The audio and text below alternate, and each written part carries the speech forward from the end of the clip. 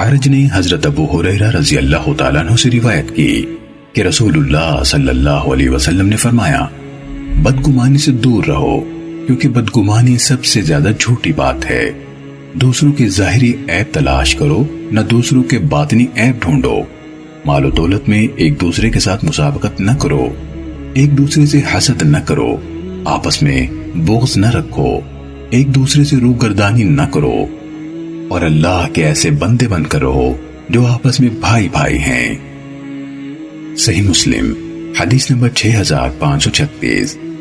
سہیل بن ابی صالح نے اپنے والد ابو صالح سے اور انہوں نے حضرت ابو ہریرہ رضی اللہ عنہ سے روایت کی کہ رسول اللہ صلی اللہ علیہ وسلم نے فرمایا، جس نے ہمارے خلاف ہتھیار اٹھایا وہ ہم میں سے نہیں، اور جس نے ہمیں دھوکہ دیا وہ ہم میں سے نہیں۔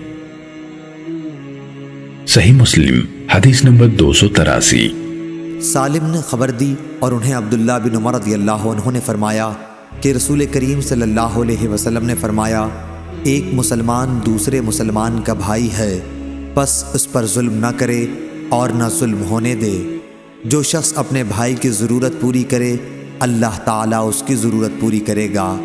جو شخص کسی مسلمان کی ایک مصیبت کو دور کرے اللہ تعالیٰ اس کی قیامت کی مصیبتوں میں سے ایک بڑی مصیبت کو دور فرمائے گا، اور جو شخص کسی مسلمان کے عیب کو چھپائے اللہ تعالیٰ قیامت میں اس کے عیب چھپائے گا۔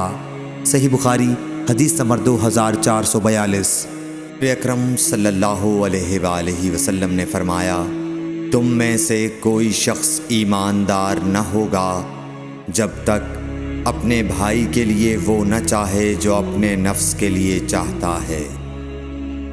صحیح بخاری حدیث نمبر 13۔